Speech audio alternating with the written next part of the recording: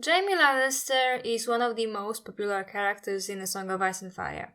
While one of the first acts of his is pushing a child out of the window, receiving insight into his psyche did a lot to elevate him from a cartoonish villain into someone more deeper and nuanced.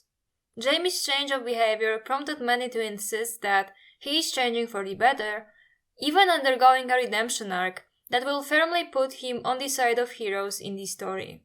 The problem is, Jaime Lannister is not undergoing a redemption arc.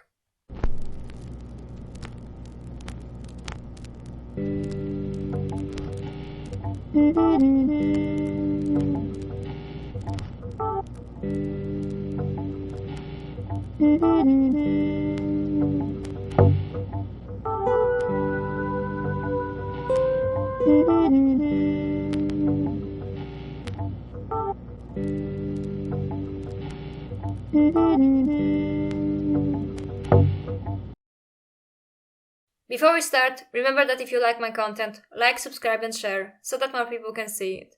Make sure to click the notification button so that you never miss a new video. Jaime is the oldest son of Lord Tywin Lannister and Lady Joanna Lannister, a younger twin to Cersei. As children, they looked so much alike that even their parents could not tell them apart, and would often switch clothes and spend entire days as each other.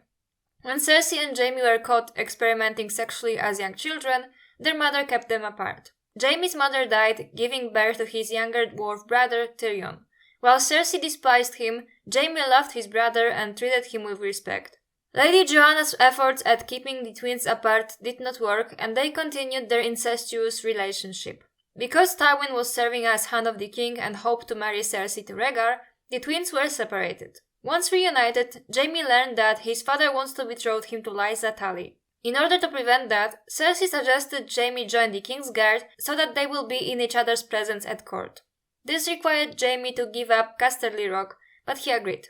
Tywin was furious at Aerys robbing him of his heir and resigned as Hand, taking Cersei away from court and separating them. It was only when Jaime was officially appointed at Harrenhal that he realized his ascension was supposed to be a slight. As a member of the Kingsguard, Jaime witnesses Aerys' tyranny and him violating Queen Rhaella. He stood by as Brandon and Rickard Stark were getting killed, which kick-started Robert's rebellion. Faced with an imminent defeat, Aerys devised a plan to place Wildfire, a magical napalm of sorts, underneath all of King's Landing and set it off once Robert's forces attacked the city. Following Rhaegar's defeat on the Trident, Tywin Lannister gathered an army and arrived at King's Landing. Lord Varys advised Aerys to not open the gates, but Aerys instead listened to Pycelle, who urged him to do so. When that happened, Tywin began sacking the city. Jaime wanted to treat, but Aerys forbade him and instead wished to proceed with his Wildfire plot and ordered Jaime to kill Tywin. Jaime killed the pyromancer who was supposed to carry an order, and later killed Aerys, thus receiving his famous title, Kingslayer. He then sat on the Iron Throne and only left when Eddard Stark arrived at the throne room. In the following days, Jaime killed other pyromancers that might have known of Aerys' plans. Jaime was pardoned and remained in King's Landing. Jaime's lover and sister Cersei married Robert Baratheon, thus becoming queen consort. The two continued their affair. They had 3 children, Joffrey, Myrcella and Tommen, successfully convincing everyone in the 7 kingdoms that they are Robert's legitimate children. When Tyrion was about 13, he and Jaime were traveling and came upon a young peasant girl, Tysha, who was harassed by outlaws. Jaime pursued the men while Tyrion took the girl to the inn. They fell in love and secretly married. When Tywin learned of this, he forced Jaime to lie that the girl was a hired prostitute and that the whole affair was staged. After the death of Jon Arryn, Robert intends to name Ned Stark as Hand of the King and visits the north with most of his court, including Jaime and Cersei. When Lysa Arryn alleges that the Lannisters killed Jon, the Starks become suspicious of them. As Robert is away hunting, Jaime and Cersei stay behind, and one of the Stark children, Bran, witnesses them in the middle of the act. Jaime pushes him out of the window, and though he survives, he is in a coma and wakes up crippled. Ned Stark eventually discovers the truth about Cersei and Jaime, and confronts Cersei about it. Since Catelyn believes that Tyrion sent an assassin to kill Bran and thus arrested him, Jaime attacks Ned and his guards and leaves King's Landing to join Tywin, who raised banners in defense of Tyrion. Stark and Lannister forces meet in battle, and Jaime is captured. Unbeknownst to Jaime, in his absence, Cersei takes their cousin Lancel Lannister as her lover. Distraught at the news of the alleged deaths of her sons Bran and Rickon Stark following the capture of Winterfell, Catelyn interrogates Jaime and admits that he was the one to push Bran. Catelyn releases Jaime to exchange him for her daughters. Brienne of Tarth is supposed to escort him to King's Landing, but they are captured by brave companions, who switched allegiances to Robb. When the brave companions want to rape Brienne, Jaime tricks them into believing that her virginity is worth real sapphires. Vargo Hoat suspects that Roose wants to turn cloaks and orders one of his men to cut Jaime's hand. Following his crippling, Jaime loses all his will to live. As they make it to Harrenhal, Jaime confides to Brienne about the truth about Aerys' plans. Roose lets Jaime go, but keeps Brienne at the castle. As Jaime leaves, one night he has a dream about Brienne and decides to return to Harrenhal and rescue her, just in time since she was forced to fight a bear with a wooden sword. Jaime saves her and takes her with him. Cersei and Jaime reunite in King's Landing, but their relationship begins to fall apart. Tywin gives Jaime a Valyrian steel blade, which was reforged from Ned's eyes, urging him to resign from his Kingsguard post, but Jaime refuses and gives the weapon to Brienne, so that she can use it to find Sansa. Since Jaime does not believe that Tyrion was responsible for Joffrey's death, he arranges it so that he can escape. It is then when he confesses the truth about Tysha to Tyrion, who is furious and lies that he indeed killed Joffrey. He also reveals the truth that Cersei was cheating on him. Before leaving, Tyrion kills Tywin. Cersei and Jaime's relationship further deteriorates. Jaime is sent away to resolve the siege of Riverrun and takes Ilyn Payne with him, with whom he practices sword fighting with his left hand. Since Payne is mute, he cannot say anything about it. Before he departs the city, Jaime has an armorer forge him a golden hand he can strap to his stump. In Darry, Lancel confesses to having slept with Cersei. At Riverrun, his negotiations with Brynden end with a failure. The Freys were threatening Blackfish with hanging his nephew Edmure, which does not faze him. When Jaime hears his aunt Jenna say that Tyrion is the most like Tywin and not him, Jaime tries to emulate Tywin and takes Edmure prisoner, threatening to catapult his newborn child into the castle and sacking Riverrun. This convinces Edmure to yield the castle, though Blackfish escapes. Jaime receives a letter from Cersei, who has been imprisoned by the new High Septon and is to go on trial. Cersei requests Jaime as her champion in a potential trial by combat, but Jaime orders the letter burned. Jaime deals with the remaining Robb loyalists. He is then visited by Brienne, who says that she found Sansa and that he must follow her alone. Jaime does not know that she is luring him into a trap set by the Brotherhood Without Banners, now led by resurrected Catelyn.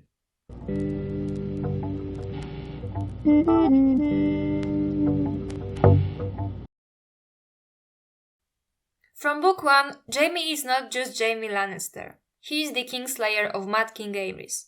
Until about halfway through A Storm of Swords, we are not told why he decided to make such a radical move. On the surface, it would seem like Jaime simply killed Aerys to secure the victory of his own family. As a member of the Kingsguard, Jaime was supposed to protect the king no matter what, which is one of the many contradictions of the institution he serves, something that we also see Barristan ponder about in A Dance with Dragons. Yet that is not registered by most of the kingdom, and he is resented and called an oathbreaker, even by those who knew of Aerys' true nature. Yet once we get access to Jaime's head, we see that he did not kill Aerys merely to aid his own house, but because of the wildfire plot Aerys has been preparing. Aerys put magical napalm underneath all of the city and ordered it to be set off, and Jaime killed him to prevent this from happening. The irony here is, of course, that Jaime is unfairly resented for his most heroic act, and that Aerys most certainly deserved to die. Except, the fans and the narrative alike forget that Jaime's rather heroic act from his youth does have some holes in it. One, while he did hunt down some pyromancers that knew of Aerys' plot, he never made an effort to check whether they managed to carry out these plans even partially. As such, there is a high likelihood that the wildfire was at least partially placed underneath the city and still is there. So speculate most of the fans, calling it Chekhov's wildfire, and expecting the city to burn as a result. Personally, if I were Jaime, I would do absolutely everything in my power to make sure not even a single drop of that substance remained in King's Landing, and preferably also ensure no more of that substance is ever produced. Second hole in this narrative is Jaime's actions right after he killed Aerys, recounted by Ned Stark. I cannot answer for the gods, your grace, only for what I found when I rode into the throne room that day, Ned said. Aerys was dead on the floor, drowned in his own blood. His dragon skulls stared down from the walls. Lannister's men were everywhere. Jaime wore the white cloak of the King's Guard over his golden armor. I can see him still. Even his sword was gilded. He was sitting on the Iron Throne, high above his knights, wearing a helm fashioned in the shape of a lion's head. How he glittered! This is well known, the king complained. I was still mounted. I rode the length of the hall in silence, between the long rows of dragon skulls. It felt as though they were watching me, somehow. I stopped in front of the throne, looking up at him. His golden sword was across his legs, its edge red with king's blood. My men were filling the room behind me. Lannister's men drew back. I never said a word. I looked at him seated there on the throne, and I waited. At last Jaime laughed and got up. He took off his helm, and he said to me, "Have no fear, Stark. I was only keeping it warm for our friend Robert. It's not a very comfortable seat, I'm afraid." So Jaime was sitting on the throne as the sack of King's Landing was going on. One of the most brutal acts during the sack was the murder of Elia Martell, the king's daughter-in-law, and her two little children. This event is recounted as such. He had been with Lord Tywin when King's Landing fell, a new-made knight of 17 years, even then distinguished by his size and his implacable ferocity. Some say it had been Gregor who dashed the skull of the infant prince Aegon Targaryen against the wall, and whispered that afterward he had raped the mother, the Dornish princess Elia, before putting her to the sword. These things were not said in Gregor's hearing. The Red Keep was soon breached, but in the chaos, misfortune soon fell upon Elia of Dorne and her children, Rhaenys and Aegon. It is tragic that the blood spilled in war may as readily be innocent as it is guilty, and that those who ravished and murdered Princess Elia escaped justice. It is not known who murdered Princess Rhaenys in her bed, or smashed the infant Prince Aegon's head against the wall. Some whisper it was done at Aerys' own command when he learned that Lord Lannister had taken up Robert's cause, while others suggest that Elia did it herself, for fear of what would happen to her children in the hands of her dead husband's enemies. You deserve that motley then. We had come late to Robert's cause. It was necessary to demonstrate our loyalty. When I laid those bodies before the throne, no man could doubt that we had forsaken House Targaryen forever. And Robert's relief was palpable. As stupid as he was, even he knew that Rhaegar's children had to die if his throne was ever to be secure. Yet he saw himself as a hero. And heroes do not kill children. His father shrugged. I grant you, it was done too brutally. Elia need not have been harmed at all. It was sheer folly. By herself she was nothing. Then why did the mountain kill her? Because I did not tell him to spare her. I doubt I mentioned her at all. I had more pressing concerns. Ned Stark's van was rushing south from the Trident, and I feared it might come to swords between us. And it was in Aerys to murder Jaime, with no more cause than spite. That was the thing I feared most. That, and what Jaime himself might do. He closed a fist. Nor did I yet grasp what I had in Gregor Clegane, only that he was huge and terrible in battle. The rape. Even you will not accuse me of giving the command, I would hope. Sir Amory was almost as bestial with Rhaenys. I asked him afterwards why it had required 100 trusts to kill a girl of 2, 3. He said she'd hit him and would not stop screaming. If Lorch had half the wits the gods gave a turnip, he would have calmed her with a few sweet words and used a soft silk pillow. His mouth twisted in distaste. The blood was in him. While Tywin denies telling Gregor to rape and kill Elia, it is heavily implied that it's not true and that Tywin did order their deaths, likely because he felt slighted that Aerys denied his firstborn's hand to his own daughter. So as Jaime was goofing around on the Iron Throne, his father's men killed 2 children, raped their mother and also killed her. As a member of the King's Guard, he ought to protect the king's immediate family as well. And I would not bring it up if it wasn't for the fact that Jaime's own conscience judges him for it.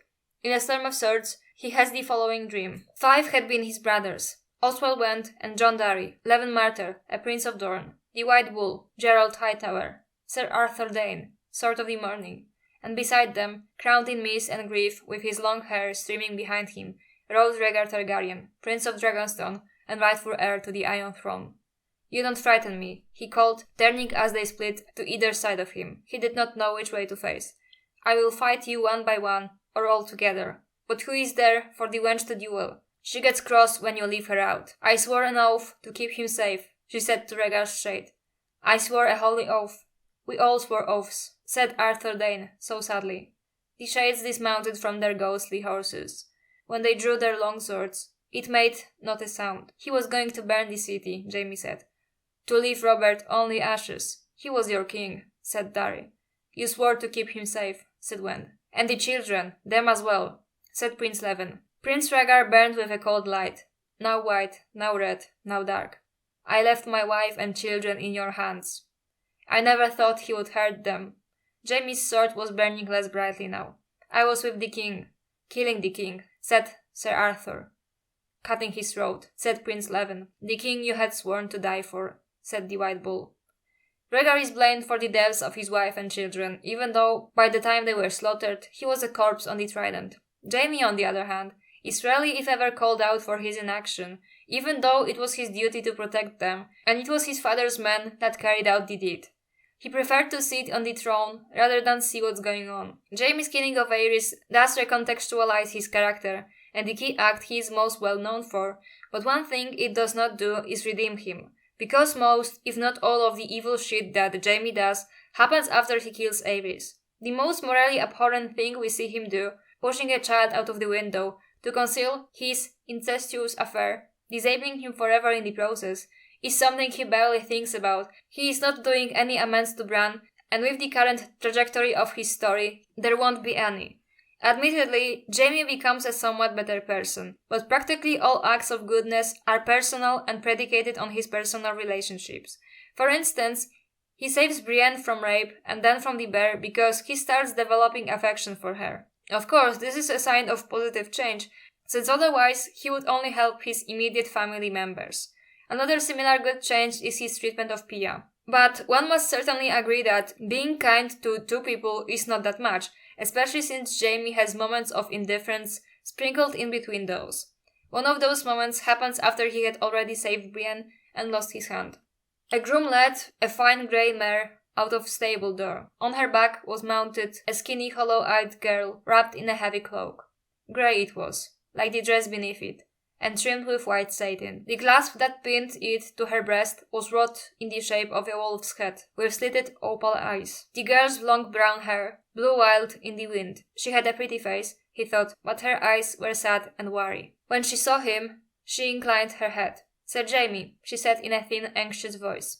You are kind to see me off. Jaime studied her closely. You know me, then? She bit her lip. You might not recall, my lord, as I was little then, but I had the honor to meet you at Winterfell, when King Robert came to visit my father, Lord Eddard. She lowered her big brown eyes and mumbled. I'm Arya Stark. Jaime had never paid much attention to Arya Stark, but it seemed to him that this girl was older. I understand you're to be married. I am to wed Lord Bolton's son, Ramsay. He used to be a Snow, but his grace has made him a Bolton. They say he's very brave. I am so happy. Then why do you sound so frightened? I wish you joy, my lady. Jaime turned back to Steelshanks. You have the coin you were promised? Aye, and we've shared it out. You have my thanks. The Northman grinned. A Lannister always pays his debts. Always, said Jaime, with a last glance at the girl. He wondered if there was much resemblance. Not that it mattered. The real Arya Stark was buried in some unmarked grave in Flea Bottom in all likelihood. With her brother's death, and both parents, who would dare name this one a fraud? Good speed, he told Steelshanks. Nage raised his peace banner, and the Northmen formed a column as ragged as their fur cloaks, and trotted out the castle gate. The thin girl, on the grey mare, looked small and forlorn in their midst. He leaned back and looked up at her. Steelshanks is on his way back north, to deliver Arya Stark to Roose Bolton. You gave her to him, she cried, dismayed. You swore an oath to Lady Catelyn, with a sword at my throat, but never mind. Lady Catelyn's dead. I could not give her back her daughters, even if I had them. And the girl my father sent with Steelshanks was not Arya Stark. Not Arya Stark. You heard me. My lord father found some skinny northern girl, more or less the same age, with more or less the same coloring. He dressed her up in white and grey. gave her a silver wolf to pin her cloak, and sent her off to wed Bolton's bastard. He lifted his stump to point at her. I wanted to tell you that before you went galloping off to rescue her and got yourself killed for no good purpose. You're not half bad with a sword, but you're not good enough to take on 200 men by yourself. Brienne shook her head. When Lord Bolton learns that your father paid him with false coin, oh, he knows. Lannister's lie, remember? It makes no matter. This girl serves his purpose just as well. Who is going to say that she isn't Arya Stark? Everyone the girl was close to is dead except for her sister, who has disappeared. Jaime sees a terrified girl being sent off to pretend to be Arya. Ramsay is quite infamous at this point, as are the Boltons more generally, and Jaime did get a taste of Root's cruelty, but he lets her go to God knows where, even though his one word could prevent it. But because the marriage of Arya to Ramsay serves Jaime's family, he shrugs it off and never once thinks about her. In fact, all of the acts of kindness that Jaime starts engaging in are always done within the safety of the status quo of the Lannister hegemony.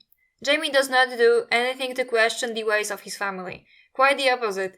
Much of his A Feast for Crows arc is precisely about securing the Riverlands for the Lannisters, and Jaime very much wants to emulate Tywin, going as far as to threaten Edmure's baby, because this is what his father would have done. Thus, there is no big change going on in Jaime aside from him becoming a slightly less terrible person who starts caring about more people than his immediate family. And while this is a positive change, it does not constitute a redemption arc. I would say that if this is meant to be a redemption arc, then he only made a very first step in the right direction. However, many fans act like he is already in the middle of a redemption arc, even finishing it, or that he never needed one in the first place. My personal view of his character is precisely that he is becoming slightly less terrible, and that his grand redemption arc is actually not there, nor do I particularly believe that he is starting it.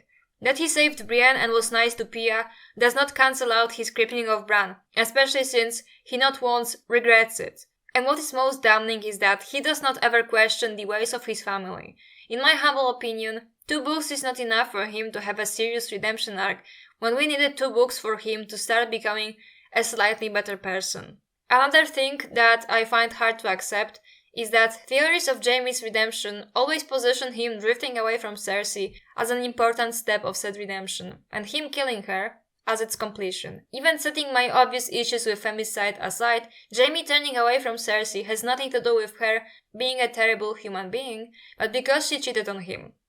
Jaime does not turn away from Cersei because he decides to remove himself from people who have a corrupting influence on him, but because he resents her for personally slighting him. Cersei's actions do not drive Jaime to reconsider how he has been acting. Fans, however, love positioning Jaime as a helpless baby who never did anything wrong, and all of the evil deeds he participated in were because he was being manipulated by evil Cersei, and only thanks to Brienne he sees the light, after which he is going to kill Cersei and go off to live with Brienne. Not only is this a very naive prediction, it also ignores that Jaime isn't a manipulated baby, but a grown man who made certain decisions and stood by them. Cersei certainly did not manipulate him into pushing Bran and was actually outraged that he did it. So let's stop acting like all of the bad things he did were because evil Cersei abused him and broke his mind. If anything, abuse was going from his end, since it's not so subtly implied that he violated her more than once.